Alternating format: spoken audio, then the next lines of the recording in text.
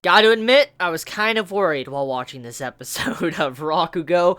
I thought my boy Bon wasn't gonna make it. I thought he was probably gonna be dead, because opening song, last week's episode, the entirety of Season 2 so far, I thought the man was dead. Like, when I saw Yotaro constantly having hope, like, he'll recover, I'm like, you're making it sound like this man's just dead. Like, he's a dead man. And, I mean, it's probably still gonna happen. Like, oh yeah, it's probably still gonna happen this season. But I thought the way it was going, he was probably gonna die. I gotta admit, I was kind of worried. I really was. However, that line from Bon when he first woke up and he opens his eyes, he's like, oh, I still have yet to let go, huh? I'm like, are you fucking serious? Like, this man is just saying, like, I still have yet to fucking die. Damn it. Like, you just see that man. He's like, why can I not die? Why do I continue to live this long? I'm just like, damn. Like, Bon, I know you've been through a lot in your life. I know you've seen a lot of shit. But you still gotta see some more shit before you finally pass on. You gotta see the change in Rakugo, which is something I want to talk about. I'm not gonna really dive into stuff I've already talked about. I've already talked about how Rakugo needs to change, Yotaro, how he's changing and stuff like that, how Bon, he's set in his ways, he doesn't want it to change, he wants Rakugo to die with him. I've already talked about this in the past, so I'm not gonna really dive much into that. However, I do want to talk about some of the things that I haven't talked about before when it comes to Rakugo needing to change, and that would be the building. As with people, when times change and people grow old and die, and things change because of that, a building or an establishment also needs to change with time. Just as, like, organizations are made maybe centuries ago, they crumble and demolish and something new is born from within, the ashes. And that's kind of what is happening here.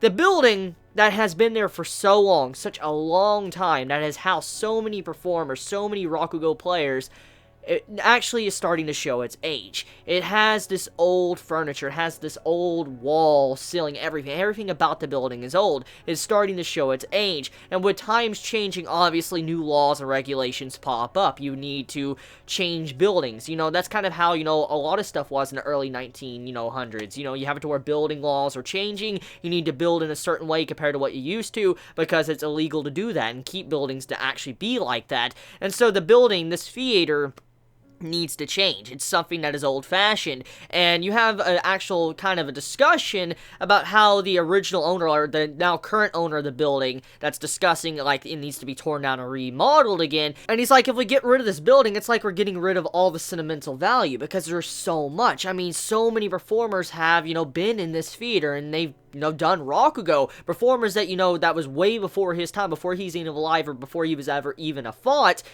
Many have performed in this theater, and he realizes, like, if we were to demolish this, all of those memories, all the things that's been in this building would kind of be gone, all this sentimental value, because so many great performers have been here, and once we tear it down and remodel it, it won't be the same. Even if we make the same building, even though we make it look the same, it won't be the same, because it's just a false image. It's a pale comparison to what it really is, and that's really sad, but it's actually very moving, because it really says a lot about how things are in real life. I mean, just with how the times change and people change with time, and how things we're interested in change as well, also buildings must change, and how buildings must eventually crumble and succumb to old age, and something new must be made. And that's kind of what is going on in this episode, a big topic that was going on. So I really appreciate that. I mean, it's a different side to it. I didn't really put much thought into the building as well, because, you know, I thought it was just only thinking about Rakugo and how it needed to change, but also the building needs to change too, because you need to realize when people are coming there to watch your performance and watch, you know, Rakugo players, it needs to be comfortable for the audience. I mean, it's like this, okay? Let's say you go to a theater. There's two different theaters. You have a theater that's an old-fashioned theater, and it has, like, solid wood seats. Like, it's just not comfortable. Like, there's no cushions or whatever, and it's just solid wood, and it's just, you know, they're either cold or very hot wood or whatever. It's very stuffy in there if it's in the middle of the summer, or it's very cold because it's in the middle of winter, because there's no insulation or central air and heat. So obviously it just doesn't feel that good at all. And so if you go into this theater, you're going to be very uncomfortable. You're going to be like, ugh, like you're going to be focusing on, like, your comfortability instead of thinking about the performance. And that's just going to impact overall people wanting to come to the theater in the first place. Even if the person is good, even if the, you know, person performs completely well, like it's a beautiful performance, it's like a monster of a performance, and you love it, it's still going to play a huge part on the actual building. The building plays a part, because if the audience isn't comfortable, obviously they're not going to want to come back, even if the performance is good. And so what was stated in this is that, do we need to hold on to our sentimental value, or do we throw that away to allow the audience to be comfortable? And in all honesty, I believe the building does need to be torn down. It does have sentimental value, and I respect that. I really do. I respect sentimental value and nostalgia. However, I do think for the future of Rakugo and how things need to be changed, but also for the audience as well, because they're very important for the survival of Rakugo, I do think the building needs to be torn down. Because, as I was saying earlier, the building that had solid wood seats or whatever, not very comfortable, you'd rather go to a theater that's modern and something that has cushions, something that has, central air and heat and feels comfortable. That's the theater most likely you'd rather go to. And so when you look at it like this, I feel like the building does need to be torn down for the better modern theaters, which obviously many would want to choose over the, old sentimental value theaters, because they just are not as comfortable as they could be. So yeah, that's my overall thoughts on that, but it's a really cool discussion, and it really brings up a lot more to the series, because it adds a different layer of depth to it that I didn't really even think about, because I was only thinking about the Rakugo, not the actual building. Anyways, though, let's talk about the situation with Yotaro. So Yotaro, the episode starts off very extreme, because as we know, Bon was on the ground. This man seemed like he was having some form of heart attack, and it's just like he wasn't going to make it, and everything does work out. He gets to the hospital, everything works out, and he does wake up at the end of the episode. However, before all of that happened, you got to realize in that moment, if something like that's happening to you, and you're on the outside and you're just seeing one of your loved ones, having, some form of issue where they're, gonna die, that's gonna affect you mentally. You're gonna be really fucked up. You're holy shit, you're gonna be shaking, you're gonna be so nervous, sweats, all of this, you're not even gonna know what to do. You're gonna be constantly just thinking about it. I mean, let's think about this, okay? Let's say one of your loved ones gets seriously injured. You're gonna start worrying about them. You're gonna really be worrying about them. You're gonna be constantly thinking, holy shit. But one of the big things about that scene was to show how much Yotaro has grown, but also he actually respected Bon in his wishes, because when he looked at Bon, and Bon was on the ground, you saw his eyes open, and he was looking at Yotaro. It's kind of like he was saying, don't stop your performance for me.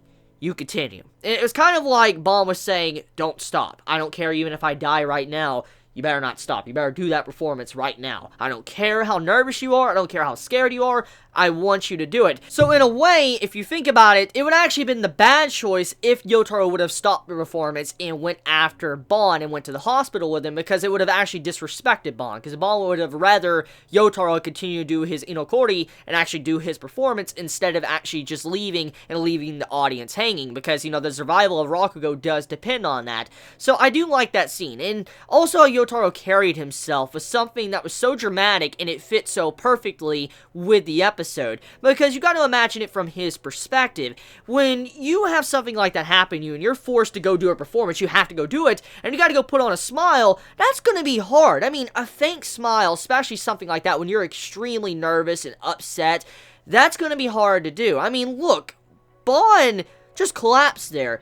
Yotaro saw that, and having to go out there and just please an entire audience and just smile, talk and make them laugh, that's going to be hard. I mean, in your inside, you're going to be, very depressed and upset, but you're having to smile, you have to perform and all that, and he had to put on this fake mask while he was doing it, and you saw the nervousness as he was doing it. You saw him sweating, how he was constantly, rubbing himself down, just making sure he didn't really get distracted too much. He was constantly just thinking about his performance, but you could see it was slowly eating at him in the inside, and as it slowly began, you saw how he was starting to kind of break down, but then he got on the roll with it, and he put his emotions into it, and you saw that towards the end of the Rakugo performance, and he really actually performed like a freaking monster. So I do like how Yotaro was able to kind of not succumb to the pressure. He was able to hold his own, he was able to continuously, perform, but at the same time, though, he was respecting Bon in a way to where he was like, I'm going to continue performing for you and also myself. So good shit. That was some really good stuff I saw from Yotaro. Very good character. I really respect him as a character for doing something like that in this episode, because it would definitely be hard to do something like that after something like that happened to you. So good shit, Yotaro. You did a very good job. Very good performance. Probably your best performance to date.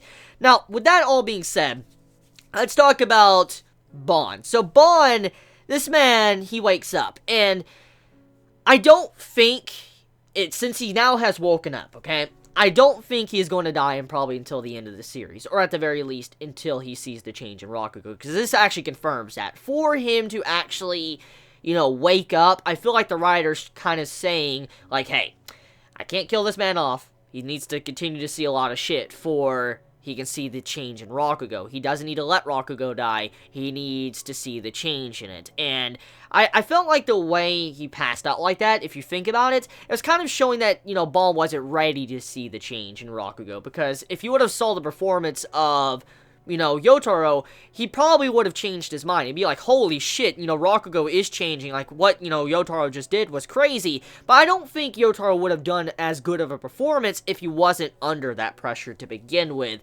So, overall, I feel like Bond's collapse was a good thing and a bad thing for, the characters, actually, in the development. So, yeah, let me know your thoughts in the comments below. You all have a wonderful day or night wherever you live. Please be safe. Chibi out.